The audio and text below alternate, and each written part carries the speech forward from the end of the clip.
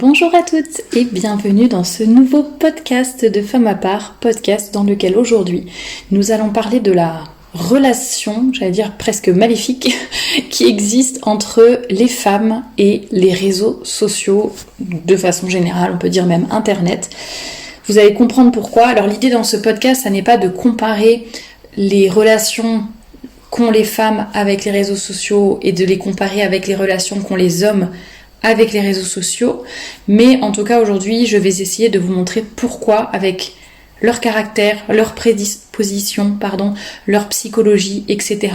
les femmes sont beaucoup plus peut-être vulnérables. Alors ça n'est pas vulnérable dans le sens de victime, ça n'est pas pour les victimiser une fois de plus, mais c'est tout simplement pour vous expliquer certains mécanismes et montrer qu'elles sont beaucoup plus fragiles et qu'elles risquent beaucoup plus peut-être que les hommes. Bon, après c'est mon point de vue, mais j'avoue que j'ai pas trop creusé du côté des hommes. Là vraiment je me positionne d'un point de vue féminin.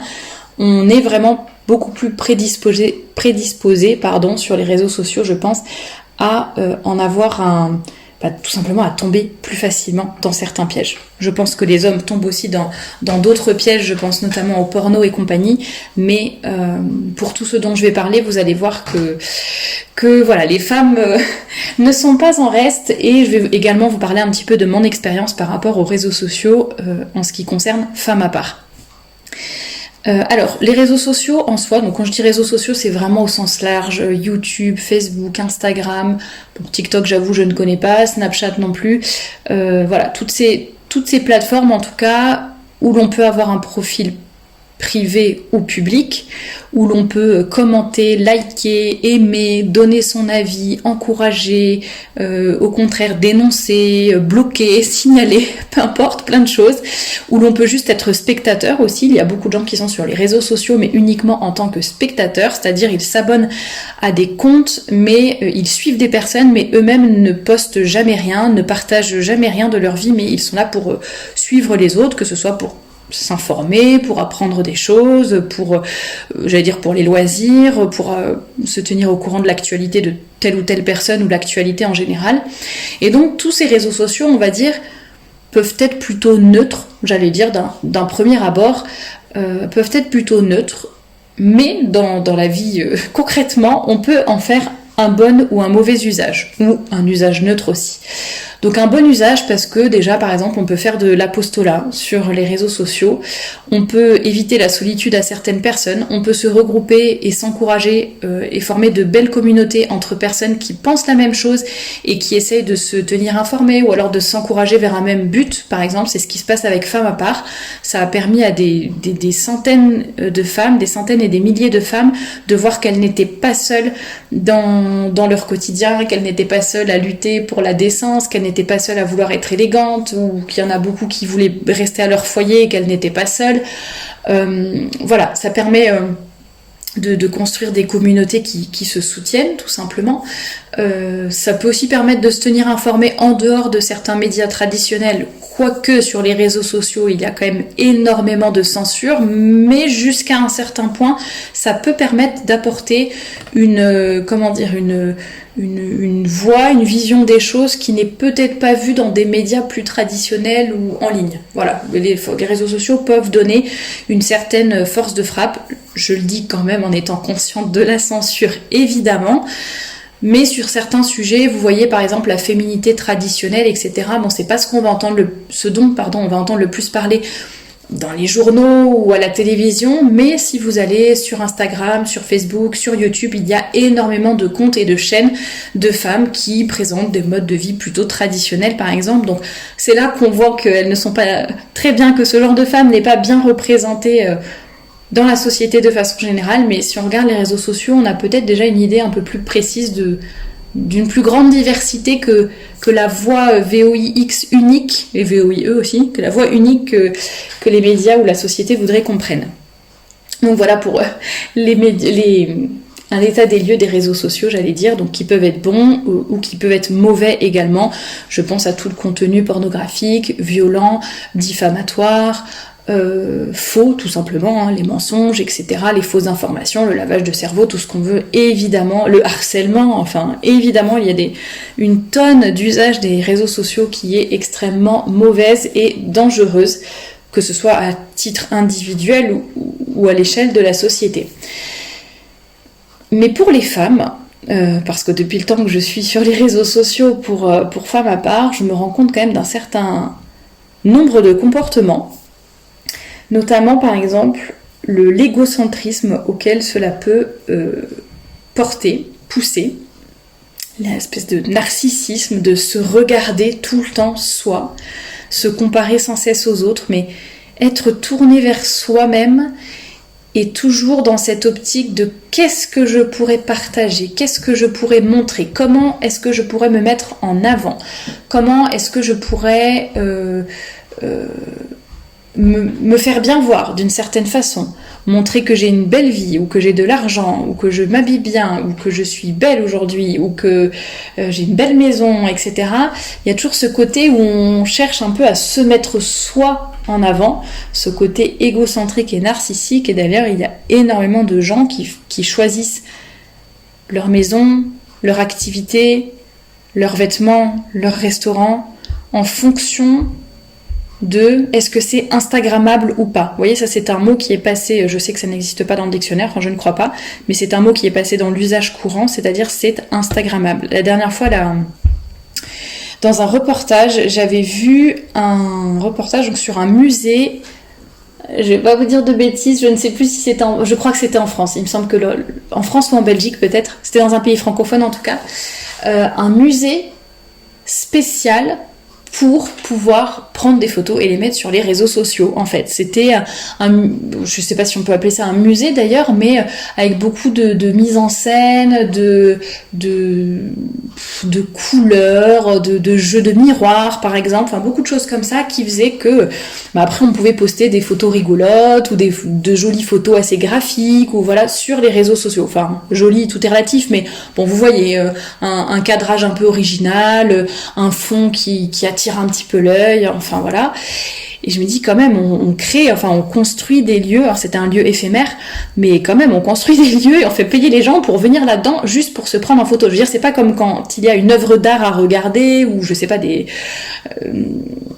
animaux à aller voir, ou des plantes, ou je ne sais quoi. Non, là c'est vraiment juste des endroits où on va pouvoir se mettre en scène et prendre des photos pour les réseaux sociaux. Vous voyez, il n'y a rien à admirer ni quoi que ce soit, c'est vraiment juste pour se prendre en photo pour les réseaux. Donc on voit là un certain nombre de dérives. Alors tout ce que je vous dis, je vous demande vraiment de l'écouter attentivement, parce que je pense que nous sommes toutes concernées, même si c'est à un degré plus ou moins grand. C'est-à-dire que quand je vais vous dire ça, vous allez dire bah non, moi je ferai jamais ça. Non, moi je choisis pas mon restaurant ou mon plat ou je ne sais quoi en fonction de tiens, est-ce que ça va être joli sur les photos Instagram ou Facebook. Oui et non. Je pense qu'en fait, sans s'en apercevoir, parfois, on a un certain... inconsciemment, en fait, on est conditionné et on sait qu'on doit produire un certain contenu. On se dit, tiens, ça, je vais le montrer. Ou voilà, ou pour celles qui font des vlogs, par exemple, ou qui montrent vraiment beaucoup de choses de leur vie quotidienne, je pense que inconsciemment, on peut peut-être tomber dans ce côté où je vais transformer ma vie, enfin, transformer peut-être un bien grand mot, mais je vais quand même l'adapter pour qu'elle puisse passer sur Instagram. Vous voyez, donc attention au danger. Et puis quand je parle d'égocentrisme, de narcissisme, ce sont des grands mots, mais vous voyez, ça peut à moindre échelle concerner tout le monde et se dire tiens, est-ce que là je suis pas trop à essayer trop de me mettre en avant ou de me vanter de telle ou telle chose, est-ce que là j'essaye pas de donner juste envie aux autres, de les rendre jaloux, voilà. D'ailleurs la jalousie, autre point, oui, les réseaux sociaux peuvent provoquer énormément de jalousie entre les gens, parce que on expose et si on est sensible, voilà, on peut en regardant telle photo se dire j'aimerais bien avoir le même appart, j'aimerais bien avoir autant d'argent qu'elle, j'aimerais bien être aussi belle qu'elle, avoir une aussi belle peau, d'aussi beaux cheveux, d'aussi beaux vêtements, autant de vêtements qu'elle, ou peu importe.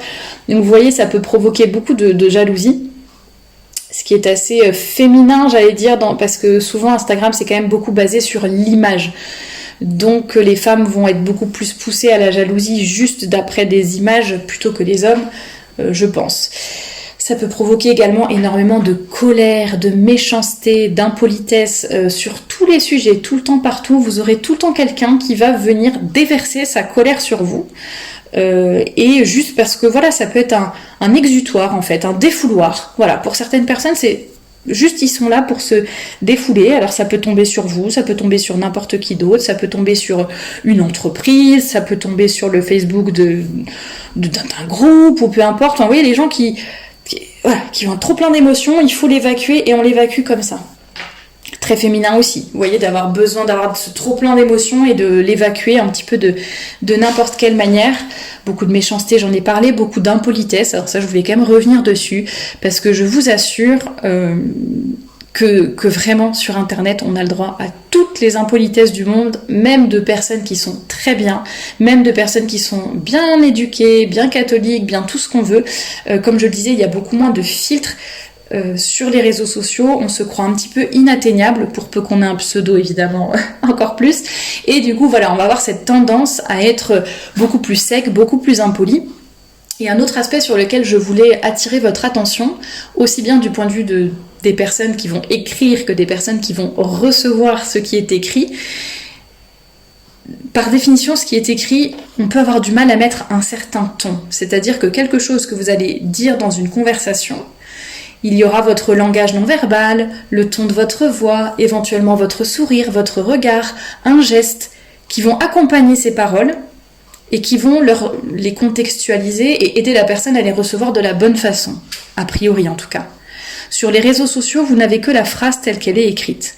Donc la personne en face a quand même une marge assez grande pour l'interpréter de toutes les façons. Et là, je précise, surtout les femmes. J'en ai déjà parlé dans d'autres podcasts. Voilà, on a tendance à tout interpréter, à tout extrapoler, à dire là elle a mis 3 petits points, là elle a pas mis d'émoji, là ceci, là cela. Et en fait, on va, selon la façon dont nous nous sentons, nous allons interpréter un message. Alors, il y a des messages qui, effectivement, je suis d'accord, sont méchants, sont impolis. Voilà, ça c'est une chose. Nous, la seule chose que l'on peut faire, c'est soit se taire, ne rien répondre, soit remettre gentiment les gens à leur place, soit répondre hyper gentiment, comme si la personne avait été très polie, très gentille. Ça marche aussi. Et généralement, le fait de répondre hyper gentiment, la personne, après, elle se sent généralement assez bête et elle se remet sur un ton sympathique aussi, parce que je pense qu'elle se rend compte qu'elle a été trop loin. Donc attention, à la fois pour vous qui écrivez vos messages, vos commentaires ou peu importe, attention à être assez clair, pourquoi pas ajouter des petits emojis ou vraiment faire attention à vos tournures de phrases pour que ça ne soit pas mal interprété, et puis faites attention à ne pas être impoli tout simplement. Puis il y a des choses qu'on n'est pas obligé de dire aussi, on n'est pas obligé de dire tout ce qui nous passe par la tête non plus, de tout commenter, d'avoir un avis sur tout, oui on n'est pas obligé. Et pour vous qui allez recevoir le message, eh bien essayez de ne pas tout interpréter, d'être très factuel. Alors parfois factuellement c'est impoli, parfois c'est juste nous peut-être qui extrapolons, qui sommes un peu plus fatigués, un peu plus sensibles, et voilà, on va se dire « Oh, mais qu'elle est méchante » ou « Tiens, je suis sûre qu'elle a sous-entendu telle chose ». Non, voilà. On essaye de toujours penser que l'autre est poli, que l'autre nous veut du bien, que l'autre... Alors, ça ne veut pas dire être bête et tout accepter, mais vous voyez ce que je veux dire ? Essayons de toujours considérer que...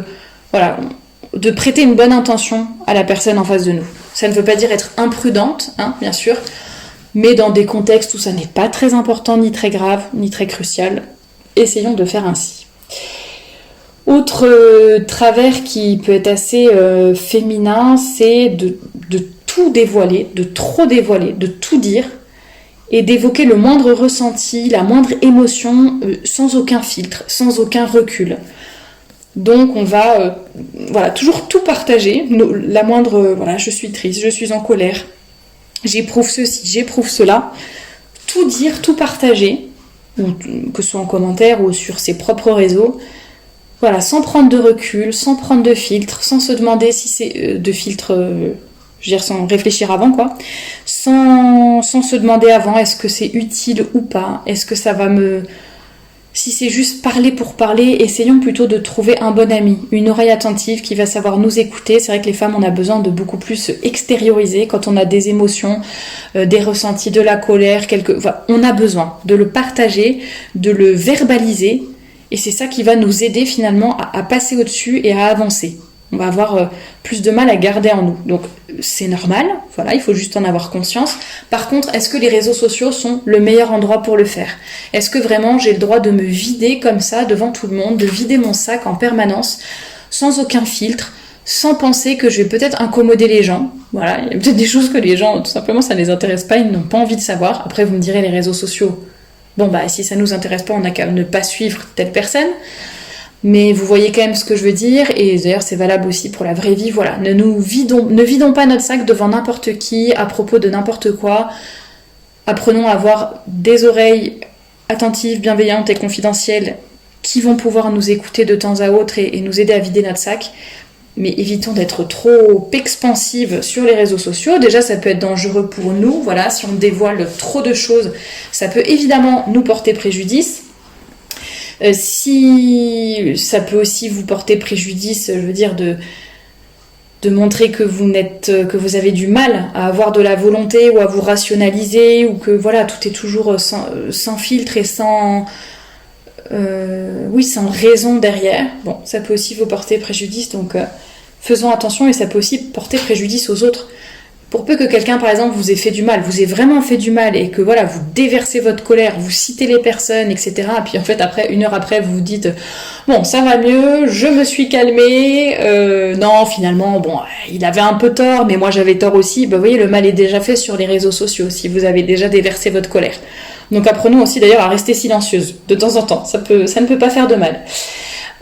Autre travers sur les réseaux sociaux, alors ça rejoint un petit peu l'émotivité et la rationalité. Le fait de réagir au quart de tour, de suivre ses émotions plutôt que sa raison, et de ne pas prendre de recul, ça je l'ai déjà dit. Donc les femmes sont généralement plus émotionnelles que les hommes. Je sais, nous connaissons peut-être toutes un homme qui est plus émotionnel qu'une femme. Je parle ici de généralité, je n'enferme personne dans des cases, je donne juste des grandes lignes, des grandes directions de ce que l'on peut observer dans la nature humaine.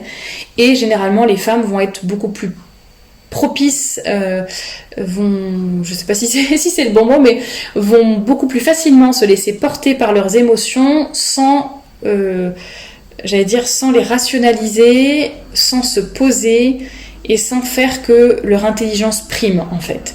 Et ça peut également nous jouer beaucoup de tours, nous jouer des tours à nous, mais également aux personnes que l'on pourrait remettre en cause ou chez qui on pourrait commenter des choses ou peu importe. Donc faisons attention.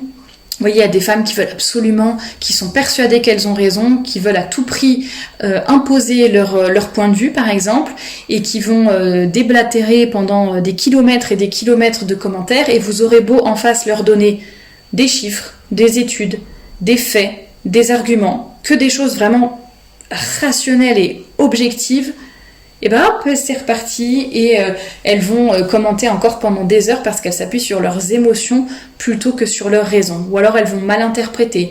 Ou alors, vous voyez, il y a aussi la difficulté à se remettre en question, tout simplement. Donc faisons attention à cela.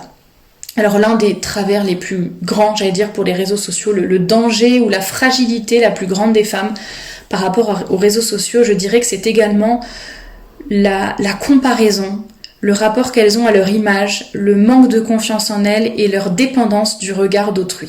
Ça, j'en ai déjà parlé dans plusieurs podcasts. Le fait que la femme a besoin de se sentir aimée, de se sentir admirée, de se sentir appréciée à sa juste valeur, de se sentir comprise. On a toutes besoin de ça. À un niveau plus ou moins prononcé, on dépend plus ou moins du regard des autres et ça nous touche plus ou moins bien sûr, mais c'est un peu le moteur de la femme pour avancer, c'est de se sentir admirée, de se sentir aimée, de se sentir reconnue. Ça n'est pas d'un point de vue pour le coup ni égoïste ni narcissique, enfin en tout cas le point de départ, après ça dépend de ce que chaque femme en fait, ça n'est pas pour qu'il y ait toute la journée une horde de personnes qui nous disent « tu es la plus belle, tu es la meilleure, tu es parfaite, il n'y a personne de mieux que toi, tu fais ce que tu veux, tu seras toujours sur un piédestal ». Ça n'est pas du tout ça, mais c'est juste sentir qu'on nous aime, que ce qu'on fait est bien, etc. Vous voyez, ça va être notre moteur pour avancer. Après, on peut en faire des choses bonnes ou mauvaises, mais vous voyez, en soi, à la base, c'est plutôt neutre. Mais c'est vrai que c'est plutôt difficile à vivre pour les femmes parce qu'on dépend donc du regard d'autrui. Et les réseaux sociaux, évidemment, avec les tonnes d'images et de textes que l'on reçoit, auquel on est confronté, je voulais dire, chaque jour. Évidemment, ça peut être très difficile de se sentir belle parce qu'on va voir toute la journée des photos magnifiques de femmes qui sont retouchées, photoshopées, filtrées, etc.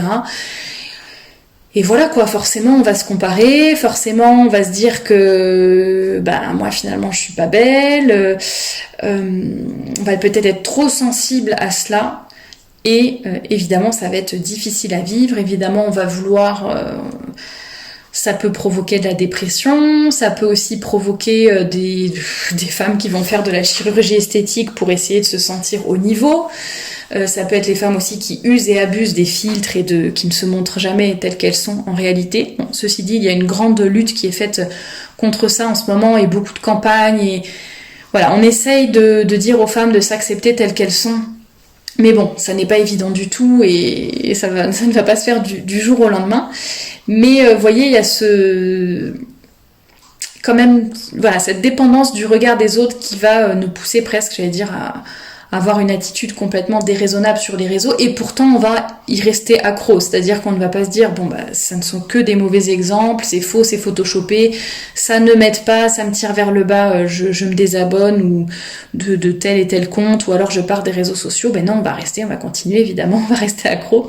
Donc attention, puis aussi ce désir de plaire, ce désir d'avoir le regard d'autrui sur nous peut provoquer, comme je l'ai évoqué tout à l'heure, un peu d'égocentrisme et de narcissisme, mais également peut-être cette tentation de nous aussi montrer quelque chose de parfait, des images bien léchées, de faire très attention à ce qu'on va poster, de ne montrer que des choses vraiment magnifiques, de peut-être trahir aussi ses valeurs.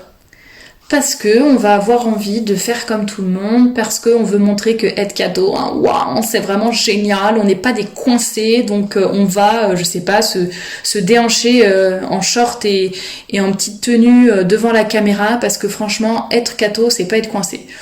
Oui, être cadeau, ça n'est pas non plus se montrer à moitié nu sur les réseaux. Voilà, donc faisons attention aussi à ne pas tomber dans l'autre extrême qui voudrait que pour être accepté par le plus grand nombre ou pour plaire au plus grand nombre, de se trahir soi-même ou d'aller beaucoup trop loin. C'est un peu comme par rapport au filtre, à la beauté factice, souvent factice en tout cas des réseaux sociaux. Il y a aussi cet extrême inverse qui consisterait à dire je vais apparaître sans filtre, négligé, vulgaire, sans aucune bonne manière, à me tenir mal, à parler mal, avoir mon chewing-gum dans la bouche et puis à apparaître en pyjama et décoiffée dans toutes mes vidéos. Ça c'est génial, comme ça va montrer aux femmes qu'elles n'ont pas besoin de Photoshop, qu'elles n'ont pas besoin de filtres, etc. Vous voyez, je ne pense pas qu'on ait besoin d'en arriver à un tel extrême pour montrer la beauté, pour montrer l'élégance, pour montrer la beauté naturelle, justement, j'allais dire. Et c'est très important de se réapproprier le beau, d'éduquer son regard au beau et à la vraie beauté. Et d'ailleurs, on en a parlé avec Valérie Daubigny dans un podcast. Je vous mettrai le lien en barre d'infos. C'était vraiment passionnant et elle explique l'importance d'éduquer son regard. C'est vrai qu'on est vraiment complètement chamboulé avec la vision de la beauté dans le monde actuel, avec ce que nous montrent les réseaux. On n'a plus aucun repère. Mais ça n'est pas trop tard, ça n'est pas fichu, et nous pouvons rééduquer notre regard au beau. Donc ça, je vous invite à écouter plutôt ce podcast de Valérie Daubigny que l'on avait fait ensemble sur ma chaîne. Je vous mets le lien en barre d'infos. Et voyez par exemple, je sais que je vous en parle souvent, mais une belle manière de voir de la beauté qui est vraie et qui en même temps n'est pas jouée et n'est ni exagérée, ni rabaissée, c'est-à-dire ni vulgarisée pour montrer que c'est assez, que chacun fait n'importe quoi, etc. C'est la chaîne d'Anne Nagas par exemple. Si vous regardez ses vlogs, vous allez voir beaucoup de beauté, d'élégance, de féminité, mais en toute simplicité. Esthétiquement, c'est beau, c'est agréable à regarder, c'est reposant, et en même temps, c'est très simple, et ça fait écho à notre propre vie. on ne se sent pas complètement détaché et éloigné de cette image en se disant non mais ça c'est inatteignable, ça je n'y arriverai jamais, ça c'est beaucoup trop, vous voyez, c'est une image beaucoup trop parfaite, beaucoup trop un montage beaucoup trop poussé ou je ne sais quoi qui ferait que les images, les filtres, etc. Montre que ok c'est peut-être beau esthétiquement mais franchement c'est éloigné de la réalité. Là non, vous voyez, quand vous regardez ces vlogs, c'est très simple, c'est la vie de tous les jours et en même temps c'est accessible à tous, mais en même temps c'est de la vraie beauté, c'est-à-dire Anna ne va pas rabaisser le niveau pour plaire au plus grand nombre ou voilà, pour ne pas paraître élitiste ni quoi que ce soit, mais c'est tout simplement, on garde la beauté, la vraie beauté, mais voilà, de la vie de tous les jours, comme on est tous les jours, sans avoir besoin ni de filtre, ni de jouer un rôle, ni de devenir quelqu'un d'autre, ni de vouloir écraser les autres, ni de vouloir les jalouser pour leur nombre d'abonnés, de likes ou de je ne sais pas quoi. Donc faisons vraiment attention et voilà, que ça ne soit pas la course à dépasser l'autre, la course pour se mettre en avant, la course pour être la meilleure. Parce que vous voyez, j'en parlais de la dépendance du... Pardon, toute petite parenthèse, je vous mets évidemment le lien de la chaîne d'Anna qui s'appelle Apprendre les bonnes manières, je vous la mets dans la description. J'ai pas vraiment fini, mais voilà, évidemment je mets dans la description pour celles que ça intéresse et qui ne connaîtraient pas encore sa chaîne. Et donc ce que je disais, je vous parlais tout à l'heure du regard d'autrui, de la dépendance, de cette comparaison, de ce besoin d'être aimé, de ce besoin de recevoir tous ces encouragements quoi, pour se sentir bien et avancer dans la vie. Mais vous voyez le nombre de likes, de commentaires, de vues, etc. Ben, ça va devenir un peu notre moteur. Ça peut avoir un côté positif parce que sur les réseaux sociaux, on peut aussi énormément s'encourager vers le bien. Mais ça peut être aussi négatif dans le sens où les femmes risquent d'avoir une énorme dépendance par rapport à cela, parce que ça va devenir leur nouveau, au lieu que ce soit le regard physique d'autrui, là ça sera vraiment un nombre de likes, de personnes qui suivent, qui aiment, qui commentent, qui voient, etc. Donc il y a ce côté dépendance et il y a aussi donc qui peut devenir vraiment grave et puis triste pour ces femmes.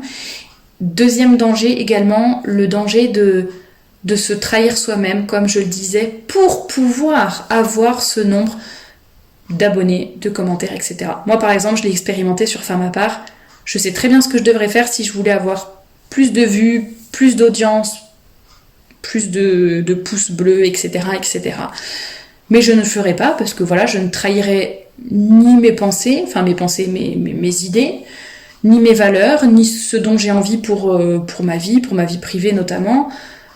Bon bah voilà, c'est un choix, c'est moi qui le fais, c'est personnel, mais ce que je veux dire c'est que il y a quand même une certaine pression par rapport à cela, donc qui est très, pour le coup, très féminine, je trouve, que, comme je disais, les femmes vont être plus fragiles à ce niveau-là, je trouve. Et voilà, il faut faire vraiment très très très attention à cela et que ce nombre de cette course aux abonnés ou aux pouces bleus ou de n'importe quelle couleur ou au cœur rouge sur Instagram ne nous fasse pas changer finalement nos valeurs et qui l'on est tout simplement. Et autre chose, juste un peu pour conclure, par rapport aux influenceuses, donc on appelle ça influenceuse. Pour moi, influencer, ça veut dire avoir énormément de responsabilités. Si vous savez que vous êtes, à votre échelle, quel que soit votre nombre d'abonnés, ça peut être 3, 4, 10, 20, 100, 1000, vous avez une influence sur les réseaux sociaux. Même si par exemple vous n'êtes suivi que par votre famille et que vous n'avez pas un compte public ni quoi que ce soit, vous avez une responsabilité. Les réseaux sociaux, ça n'est pas un endroit où il y a... Ah tiens, c'est pas la vraie vie, on n'a pas de responsabilité. Non, les réseaux sociaux, c'est aussi la vraie vie. Donc tout ce que vous allez dire, faire, montrer ou quoi là-bas, évidemment que vous devrez en rendre des comptes. Donc même si vos abonnés ne sont que votre famille, par exemple, et que vous avez 10 membres de votre famille qui vous suivent et c'est tout, votre compte est privé, eh bien par les photos que vous posez, les commentaires que vous postez, etc., vous allez avoir une influence sur ces personnes. Il faut donc, comme dans la vie en dehors des réseaux, bien se comporter, faire attention à ce que l'on dit, être exemplaire et tirer les gens vers le haut. On est exemplaire en toutes circonstances.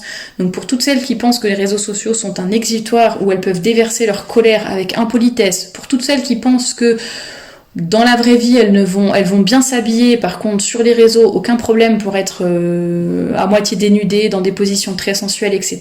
Eh bien non, ça n'est pas correct. Pour toutes celles qui pensent qu'on peut être catho dans la vie de tous les jours, mais par contre sur les réseaux, on n'est pas catho, on n'affiche pas ses valeurs, voire on va à l'encontre de celles-ci, eh bien non, ça ne va pas non plus. Donc voilà, nous avons des responsabilités, chacune à notre niveau, donc faisons très attention. Nous avons aussi nos écueils, nos fragilités, particulièrement en tant que femmes par rapport à nos émotions, à notre psychologie, à notre dépendance du regard des autres, à notre manque de confiance en nous, donc faisons attention à notre jalousie aussi également. En description de la vidéo, je vais vous mettre un article par rapport à la dépendance, à toutes celles qui sont un peu devenues accros des réseaux sociaux. Nous en avions parlé sur Telegram, vous aviez été nombreuses à donner tous vos conseils, tout ce que vous mettiez en place justement pour que les réseaux sociaux ne prennent pas le dessus sur votre vie, pour vous aider à ne plus être accro et à vraiment contrôler les réseaux sociaux plutôt que eux ne vous contrôlent. Il y avait eu énormément de réponses, de conseils hyper, vraiment pratiques, concrets pour lutter contre cette addiction justement. Je vous mets le lien de cet article avec toutes vos réponses et vos conseils, je vous le mets en barre d'infos. D'ailleurs, si vous voulez nous rejoindre sur Telegram, n'hésitez pas, tous les jours, il y a une pensée du jour qui est postée et une question, parfois des analyses de livres également. Donc n'hésitez pas à venir nous rejoindre, pareil, je vous mets le lien en barre d'infos, ainsi que le lien vers le blog, les réseaux sociaux. Donc vous avez plein de contenu sur toutes ces plateformes, donc n'hésitez pas à vous y abonner. À vous abonner également à la chaîne YouTube pour ne rien manquer. J'espère que ce podcast vous a plu, que ce sujet vous a fait réfléchir. Il est vraiment super important, surtout à notre époque où il y a énormément de choses qui se passent sur les réseaux sociaux. Donc j'espère que ça vous a intéressé. N'hésitez pas à intervenir en commentaire et à me donner votre avis, votre expérience, que vous avez observé, si ce podcast vous a appris quelque chose ou pas, si peut-être vous avez autre chose à dire pour compléter mes propos qui sont certainement loin d'être exhaustifs sur ce sujet, mais je voulais déjà un peu vous avertir de ces dangers. Et puis je vous dis à très bientôt, lundi déjà, pour une nouvelle chronique de livres. Ensuite il y aura une chronique d'actualité mercredi, puis un nouveau podcast vendredi prochain. Il y a également des entretiens, des témoignages qui sont publiés chaque mois, donc n'hésitez pas à vous abonner à la chaîne pour ne rien manquer. Et je vous dis à très bientôt.